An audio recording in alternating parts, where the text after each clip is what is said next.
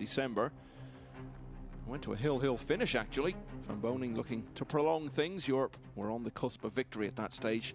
But Filler won 5-4. And for the second time in his career, clinched the winning point.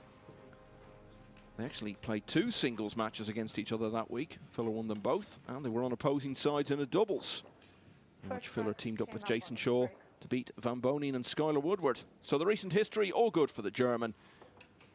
But it's the American star to start us off in rack 1.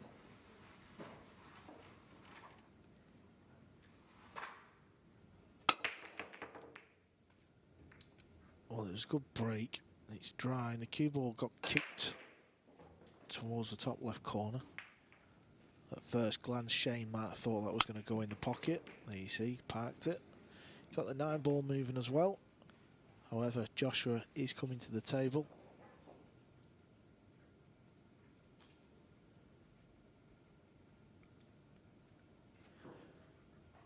Now he can play a push.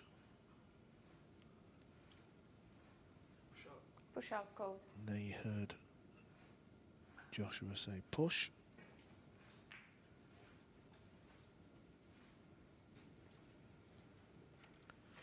Shane has a great pool brain. There's not much he doesn't know about the game of pool on a 9x5.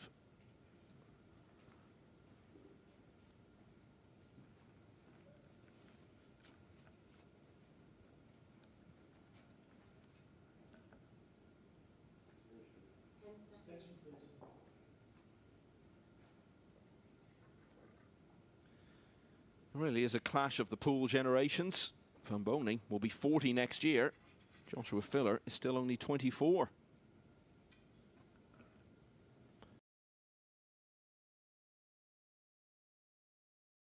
However, look at what Filler's achieved at such a young age.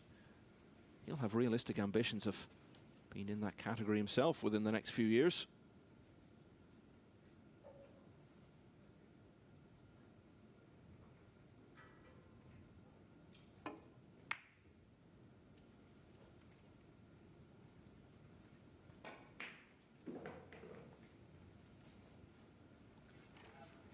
Not a bad shot there from Josh.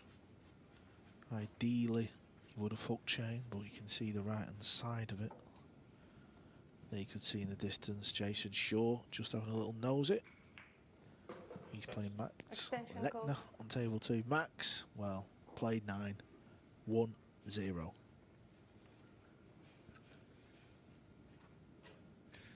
Yeah, he's not played great, Lechner, but he's not played so badly that he deserves to have lost all of those matches. Been a lot of close finishes in there, just hasn't finished on the right side of any of them yet. Neat safety shot there from Shane. Good speed control. Now this is not the hardest of hits. I expect Joshua to hit this one ball off the side rail, but as we all know, he's got to try and get it safe. Is he trying to get the cue ball back towards the 4 or the 7? Ah, very nicely done. Very nicely done indeed.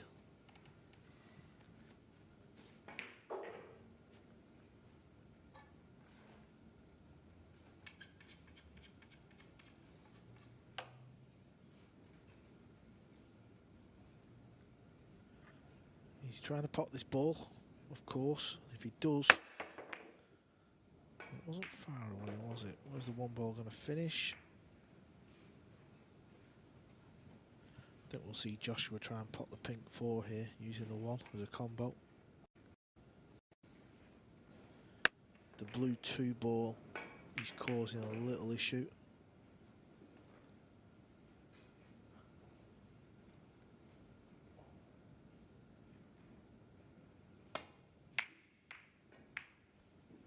He's having none of it, Josh, playing some good defensive pool here. He's got Shane locked up again. Shane didn't even come to the one as well.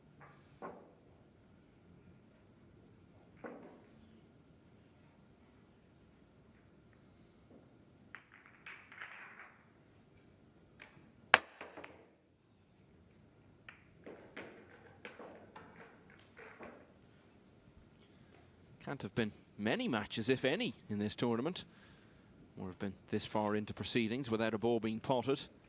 But I think that run is about to end here.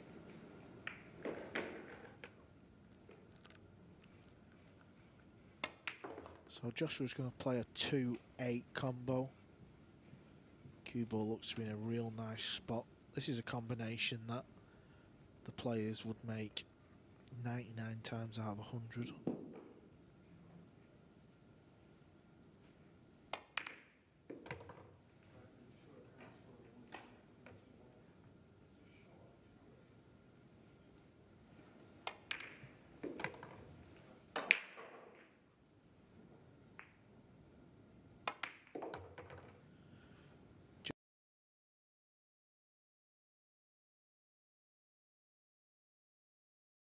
A little bit, I wouldn't say frightened because he's not frightened, but just a little bit like deer in the headlights is where young Josh, he just really loves the challenge of beating the great SVB.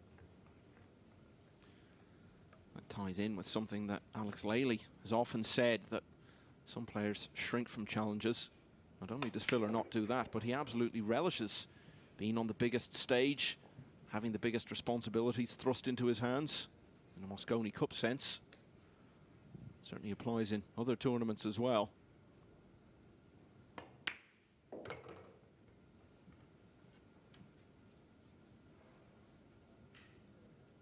So a little bit of patience was shown earlier on in the rack by Filler, and it was from that he carved out the first opportunity.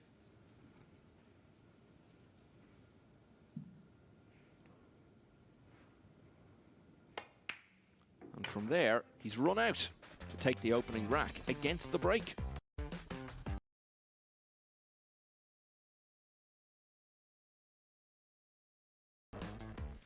So good start for the German. Meanwhile, Max Lechner from neighbouring Austria has won the opener against Jason Shaw, and he's in play with a chance to make it 2-0. You just feel if he could get that one win under his belt. Still, big odds against him getting through, but might just take a little bit of the pressure off him. He can relax a bit more tomorrow and just come out, try and get some rhythm going. So say, it's not mathematically impossible for him to get through. He's going to have to win pretty much all of his remaining matches, maybe even literally all of them. We've seen the way Francisco Sanchez Ruiz has turned it round after losing his first 3. Okay, this is a more extreme situation. But in a format like this, where you've got so many matches coming so thick and fast, momentum is huge.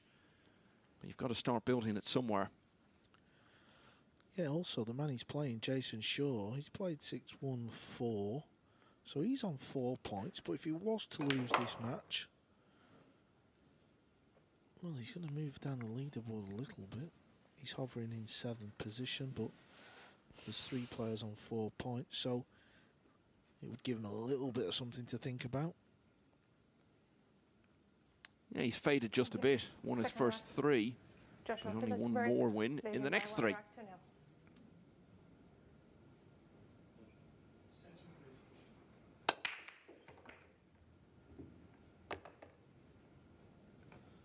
Well, how do you like this for a break? Tees the 1 ball up. Perfect shot for the 1. Next ball is the pink 4. Yeah, these are okay.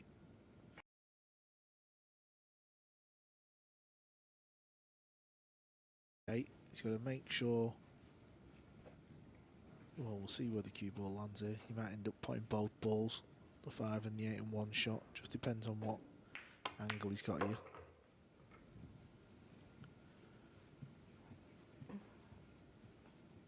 He could attempt both balls. If he does, he's going to draw the cue ball back a bit.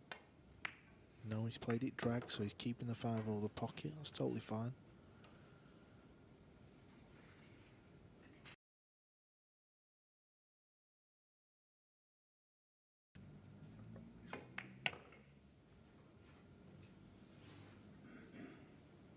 Well, looked pretty comfortable with it, but then it was over the pocket. So it was quite a cagey start. Joshua Filler has been absolutely flying since then. Completely different rack this time. Made 2 balls off the break. And looks poised to see it out from there.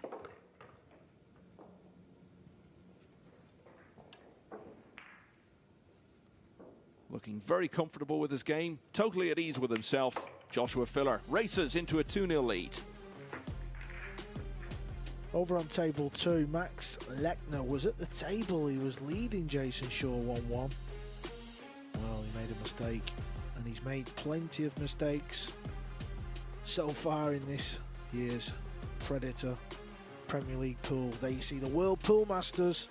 Tickets are on sale this Friday, 10 AM. Head over to matchroompool.com.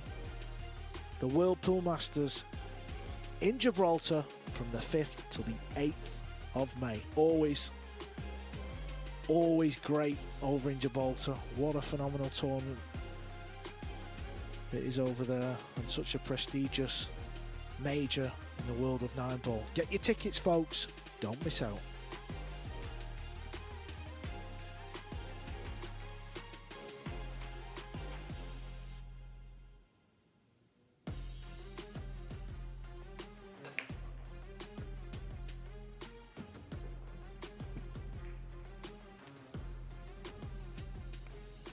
Yeah, these two will both be there. Shane van Boening was runner-up in the World Masters last year. Wasn't in Gibraltar then, of course. Third rack, Shane van Boening. Max Lechner trailing by 2 racks to 0. has scratched off the break in rack 3 on the other table against Jason Shaw. So that promising start he made is fading into the memory. Shane was also playing a cut break, trying to tee the 1 ball up over the right corner, and it was coming round, and a ball come and just stopped it in its tracks. That's why he doesn't have a shot. Just watch the 1 ball here. It's coming round, then all of a sudden the 7 ball just kills it. So he's going to be kicking at this. Push out code. Well, he's going to push into the kick, so rather than play the kick, he's going to give Josh the option. I think Josh will play this, to be honest. It's not the hardest of kicks. All depends on where he feels like the 1's going to go, but the 1 ball looks like he can get it going towards the left centre, just below. Land it on the bottom rail. Ideally goes towards the 9, and he's trying to stick the cue ball dead near the 7. Needs this 1 ball to bounce.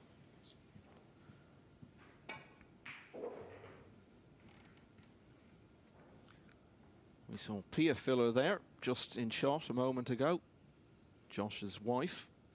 She's a very good player herself. She was runner-up to Kelly Fisher in the US Women's Straight Pool Championship in Virginia Beach back in October. Josh was telling me yesterday she actually misses out on some women's events to come and support him. They've prioritised his career.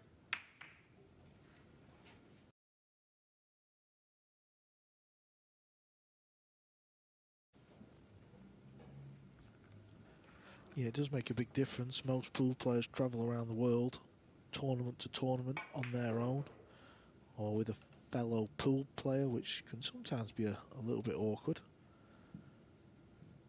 But obviously Joshua and Pia, they travel together, so it works for them too. And I think it works for Joshua on the pool table.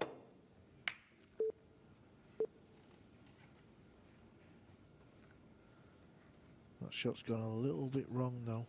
Might have been fortunate if the 1 ball doesn't go in any of the top pockets. And it doesn't.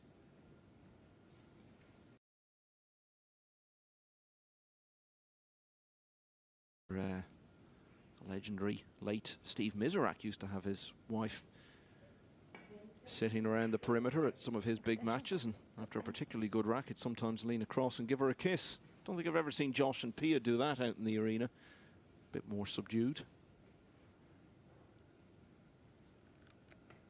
No, I think that kiss comes when he's won the money, Michael, when he's won the check. I mean, that's why she comes to the tournaments, to make sure she gets her hands on the checks before he can do anything with them.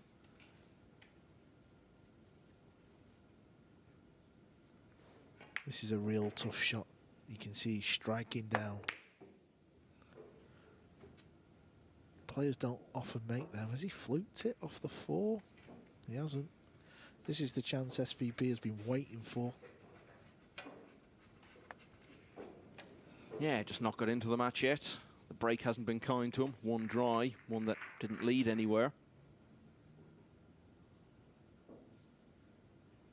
I wouldn't quite say it's a must-win rack, but it's pretty close to it. Doesn't want to face the prospect of being 3-0 down with Filler then breaking in the next rack.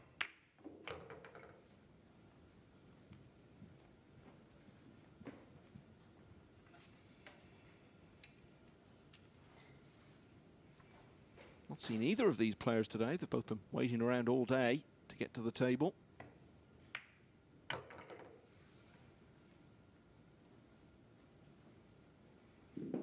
Max Lechner has regained the lead against Jason Shaw on the other table at 2-1.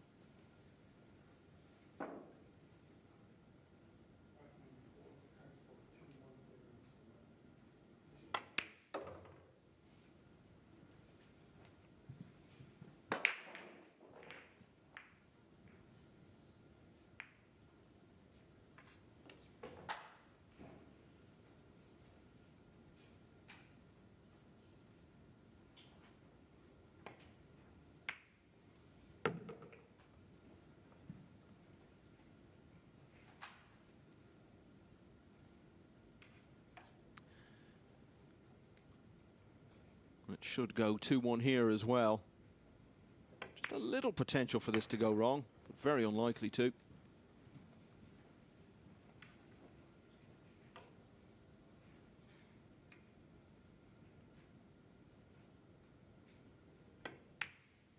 Van Boening wins the rack, but Filler leads 2-1, and he'll be breaking in a moment.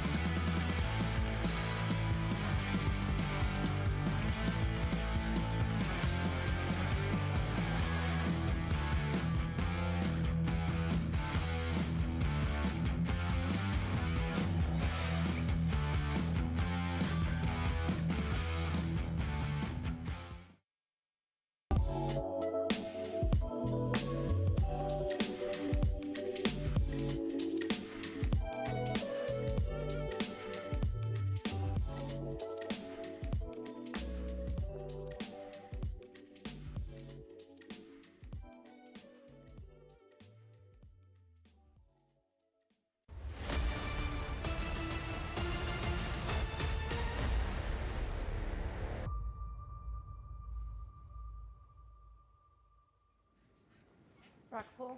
Night 3 in Milton Keynes at the Predator Premier League. And that title, Premier League, is so appropriate for a clash like this. Joshua Filler leading Shane Van Boening, two real superstars of the modern game.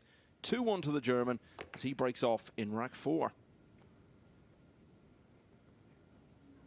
He'll take that call. Yeah, he has a shot at this one. Interesting to see where the cue ball's going to go, because I don't think he can avoid the cue ball clattering the purple 5.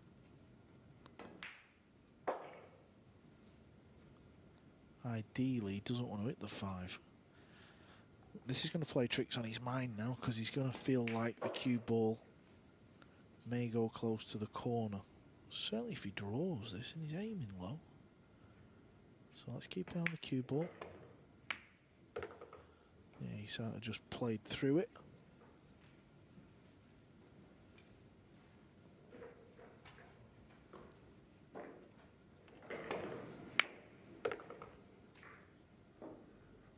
Jason Shaw has drawn level at 2-all on the other table against winless Max Lechner.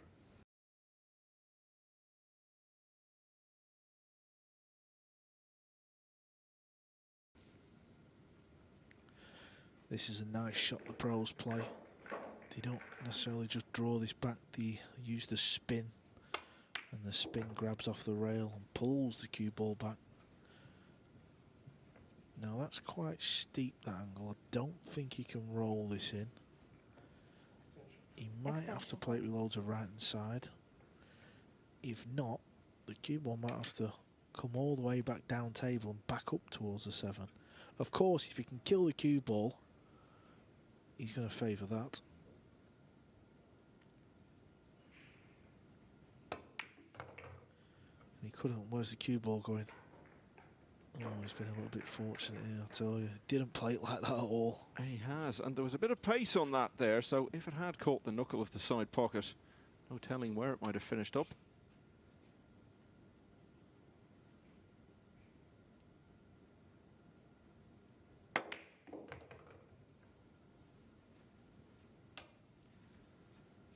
So it looks like being a carbon copy of his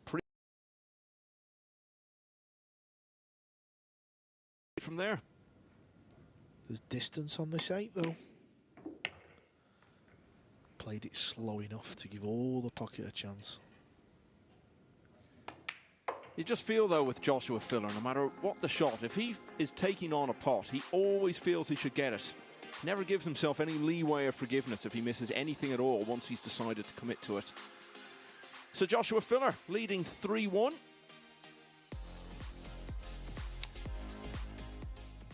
Here's what's happening next door. I told you it's gone 2-all between Jason Shaw and Max Lechner. I think if Lechner loses this one, well then that's 10 defeats out of 10. He's 2/3 of the way to completing the 0 for 15. And a certain amount of, well, not quite panic, but certain anxiety will creep in. It'll be quite a humiliation. You're considered one of the best players in the world. He's at number 5 in the new world ranking system. To come into this company and lose every single match. But still some way to go before we get to that stage.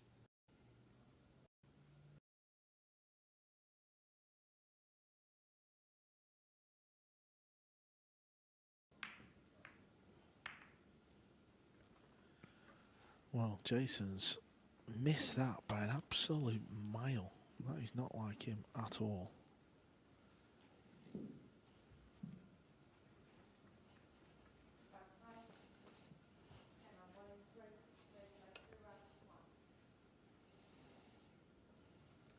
Yeah, it's funny you mention that, Michael, because a lot of pool players race to 5. It's a bit of a lottery, it's hard work, which, yeah, it's a short race, I get it. But imagine losing all 15 matches in a race to 5. That would be probably one of the most crazy stories.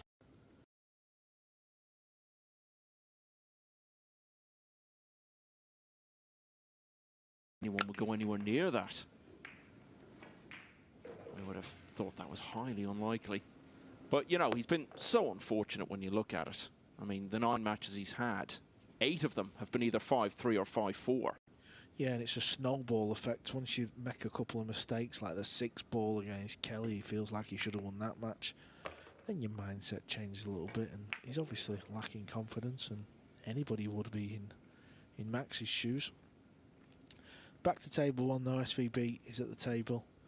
He's plotting his little route here as he goes about this table layout. Just take a quick nose at where the purple 5 is. That is one of the worst positions on a pool table, when it's just on that point and it's near the middle. I don't know if it's quite high enough up the rail where the scratch in the side is on. but it's always a nasty little spot where that is. Yeah, there you can see it's a little lower, so that makes things more favourable for Shane, to be fair.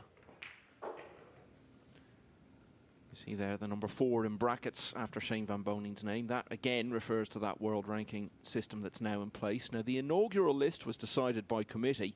They're now going to earn points throughout the year to determine the first points-based list, which will be coming out in November. And the way it's structured, you're going to have to do well in the very biggest events, things like the US Open and the World Championship, because that's where the biggest numbers of points are going to be if you want to be high up when we get to that points-based list. And Van Boning, he's been doing okay in those tournaments the last few years, but not getting to the very business end of them. So he's going to find it hard to maintain that ranking throughout 2022. Filler, on the other hand, you look at him at 10 and Jason Shaw on the other table at 17. If there are two players who you fancy are going to advance considerably from their committee-based ranking by the end of the year, it will be those two. Yeah, of course, this is a brand new ranking. Matchroom of, they're taking over, so we need a proper ranking in place. So it's going to take a little bit of time to get a true reflection of the players. We all know Jason Shaw's not the 17th best pool player in the world. So just give it a little bit of time, pool fans. Yeah, and he can't actually have too many gripes about being that far down, because by his own admission, he was focused on other things over the last year or so and had a very quiet 2021. So although it isn't based on a point system, it is based on results that he's in that spot at the moment. But you do fancy he's going to be much higher by the end of the year. We will see. In the meantime, Shane Van Boning has this to get back.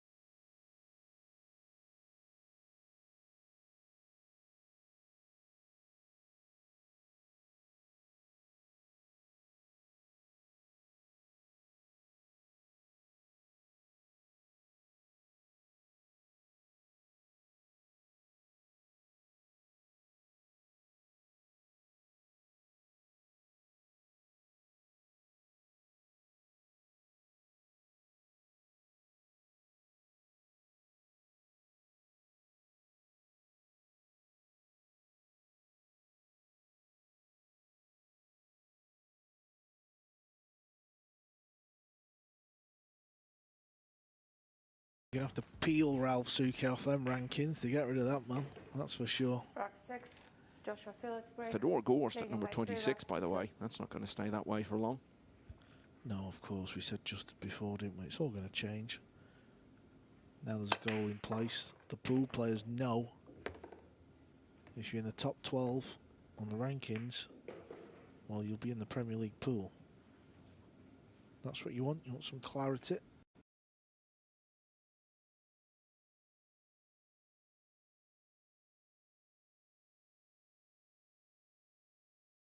This time, but what's he got on the 2? Has he anything here? You can certainly see it. I think he's going to try and lock the cue ball up behind the 3. That's the red 3. Oh, real tidy effort there from the young German. A little story breaking out on table number 2. Max, he's at the table. He's leading Jason Shaw 3-2. He's got 5 balls remaining to get on the number 4, the hill. He's world ranked number 5, as you said, but that's not been his favourite number this week because he's yet to get to 5. Don't think he's too fond of the number 6 either after that 6 ball he missed last night, I think it was. So Shane's going to swerve around and try and kick this ball 2 rails. Oh, he just had to hit it, so it was obviously more severe than it looked. Needs it to keep rolling. And he'll be happy with that. More than happy. Yeah, here's a look in at that match. If Jason Shaw loses this, well, things are really starting to slip away from him then. That would mean he'd lost 3 of his last 4. Yeah, and let's not forget, even if he does qualify, and he qualifies at number 9, 10, the points carry over. No doubt about that. You would have to say at the same time, Shaw would be just the sort of player you could see getting a bit of momentum going in the next phase and could make up that lost ground. But yeah, he'll certainly leave himself a big task if he's only just scraping through. So he's going to have to turn things around in terms of his form. Josh has just played a neat little shot there. He didn't have a lot he could do. He didn't really have an opportunity to hook Shane back. So what he's done is he's left distance. He was trying to get the cue ball on the rail because he knows Shane can pot this, but it's so hard to get back on the 3. So it's clever thinking there.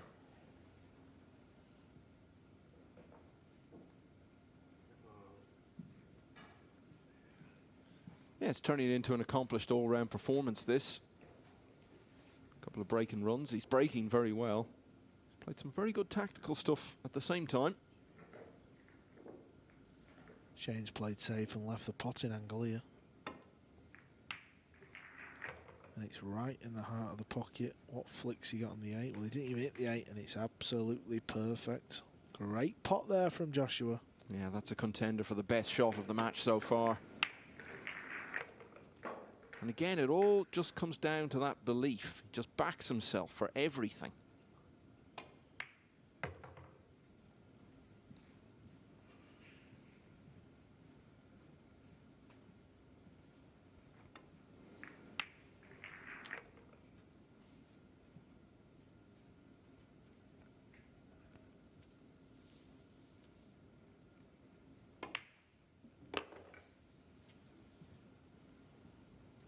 Gets on a roll and into this sort of groove. He starts to look like he isn't going to miss a ball. Albin Ocean found that to his cost in the quarterfinals of the US Straight Pool Championship at Virginia Beach in October when Filler beat him 156-0. And the German star went on from there to beat Mieszko Fortunski and Fedor Gorst to lift the title.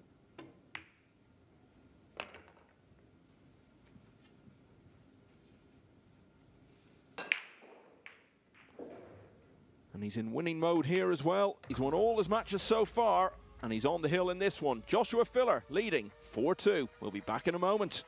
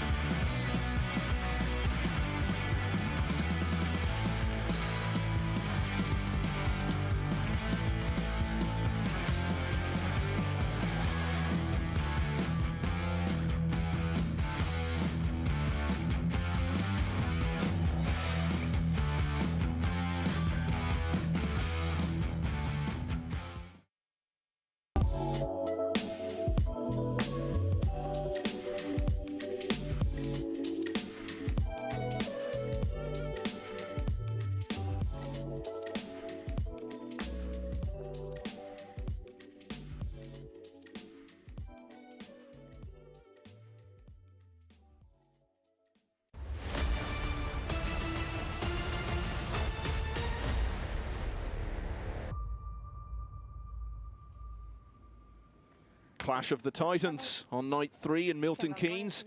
And it's Very Joshua careful. Filler out in front at the moment, playing really well, leading Shane van Boening 4-2. But the American has the break.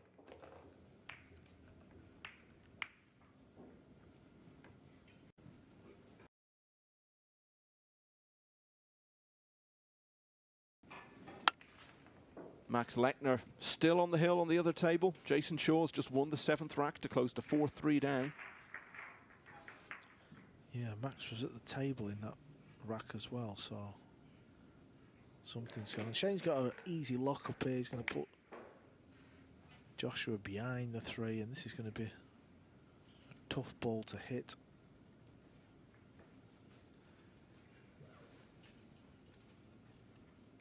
Could try and follow a similar path.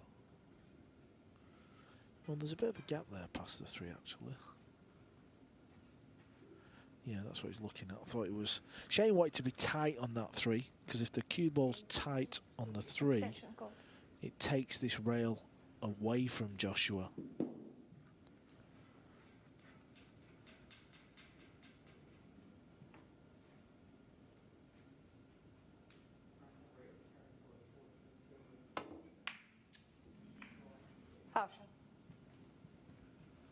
Poor shot there. One rail straight into the 6 full ball.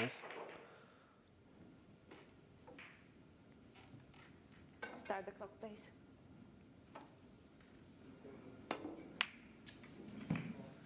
Well, this isn't over yet. Good chance for van Boening to close to 4-3 here. And remember, Filler's only got one more break.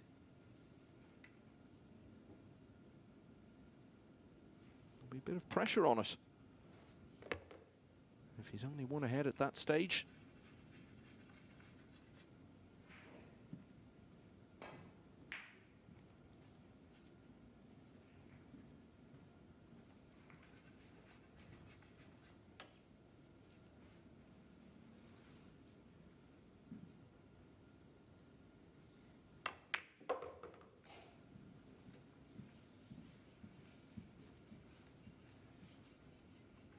We were talking earlier about the World Masters, and these two met, of course, in the semi-finals of that last year. Real thriller. Van Boening won it 7-6. And then just got blown away by Alex Kazakis in the final. He was looking to win it for the 3rd time.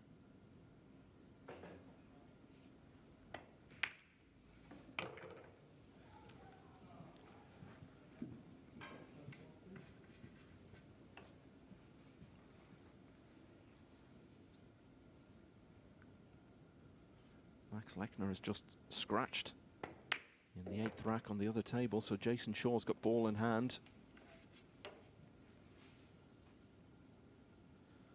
Yeah, it was 4-2 up and all, so can you imagine if he goes on to lose this match to Jason? God, absolute heartache. Well, it's his last match of the day as well, so he'll have all night and a bit of tomorrow morning to think about it. Shane van Boening not letting go. He's asking the question here of Joshua Filler, who leads 4-3, but now faces a break, which is perhaps going to be the pivotal shot of the entire match.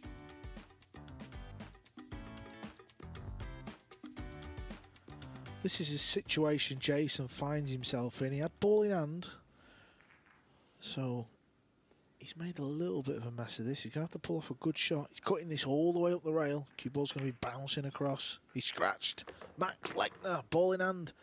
5 balls remaining to win your first point. How quickly this has turned around. When Lechner scratched himself, might have been mentally beginning the preparations for the deciding rack.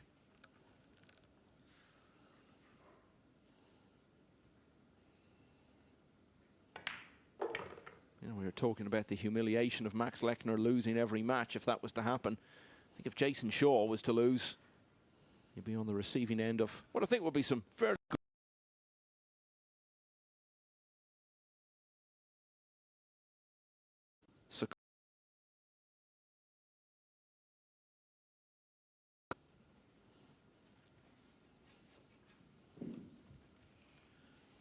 Yeah, Jason's going to find himself having played 7, won 4, And lost 3.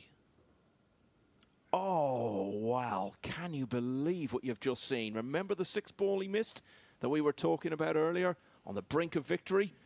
Well, it's a similar story here tonight. and Jason Shaw's took his glove off. He's got the shot clock and it's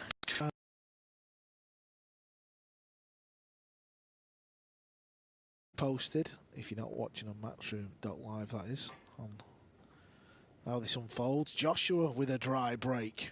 Yeah, what a time to produce your first of the match when he'd been breaking so well. Jason missed that 7 ball. It wasn't easy, it was long. And it's come back and it's set up again for Max. And I just can't see Max missing this time.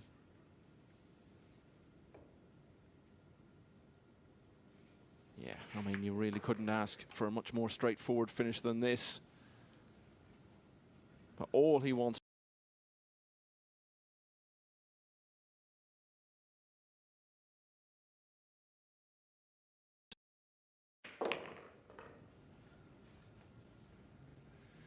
A little more distance than he would have liked for a shot of this importance, but I think you'd still back him all day long to get it.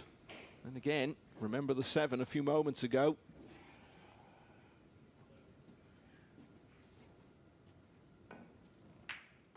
We thought it was highly unlikely that we'd see someone lose all 15 matches, and we're not going to now, because Max Lechner, at the 10th attempt, has finally got a W. He's beaten Jason Shaw 5-3.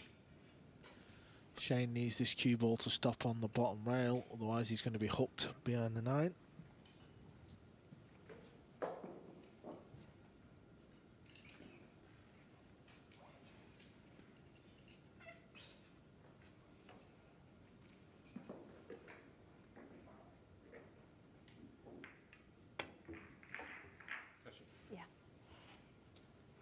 Yeah, it may have looked at first glance as though he didn't make any contact there, but he seemed to be very quick to say, I touched it, just in case there was any doubt.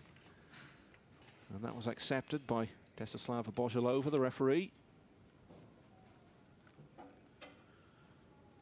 Yeah, let's look at it again. Yeah, you just see it got the slightest touch, and it was moving at such pace. You could very easily not have seen that. Yeah, she's a very good referee. She'll have been watching that one closely. And it was such an important one to get right, wasn't it? Because if she had thought that he hadn't made the contact, could have been end of match with ball in hand. Thankfully, the right call was made. And difficult one to get right. Extension call.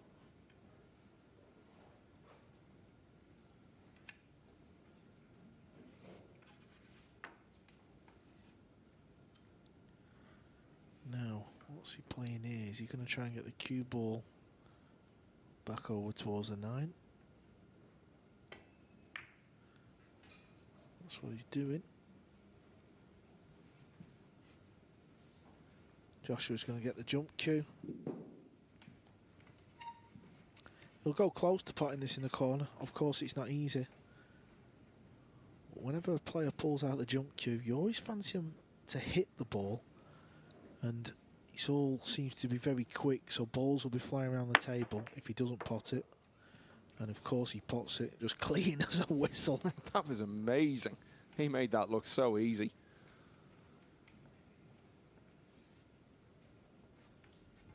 Next up, over on the other table, as we have another look at this, as we must really, it was so good. Extension call. Yeah, next on the other table will be Eklund Kaci and Mieszko Fortunski. Interesting match. They've both played 6, but only have 1 win each. So really need to get another one. And of course, we saw Kaci earlier today and conceding 2 racks in 1 match before they were completed against Francisco Sanchez Ruiz. Clearly, his head wasn't in the right place for whatever reason. It'll be interesting to see if over the last few hours he's managed to sort himself out mentally. Joshua Filler is looking to sort out these last 4 balls to complete a very good win. If he does, then he and Albin Ocean will be the only players left with 100% records. And of course, they play each other a little later this evening, probably in around an hour, hour and a half from now. No, this has gone wrong a little bit. The cue ball's just kept travelling, so he's got awkward queuing over the 8. And he's playing it past the 9 ball. If he pots it, he wins the match. Oh, wonderful shot. He's playing some good pool this week, it has to be said. Some good safeties, great pots. Started this rack out with an amazing jump shot and then a wonderful 4 ball, and then that 7. This to beat SVB and remain undefeated. Ooh, he gave us a moment to think about it, didn't he? But he's got the job done, and by the time he plays Alban Ocean, he could be alongside him on 8 wins out of 8, because Filler is straight back on this table to play Skylar Woodward in a few minutes' time. He'll go into that on the back of a 5-3 win over SVB.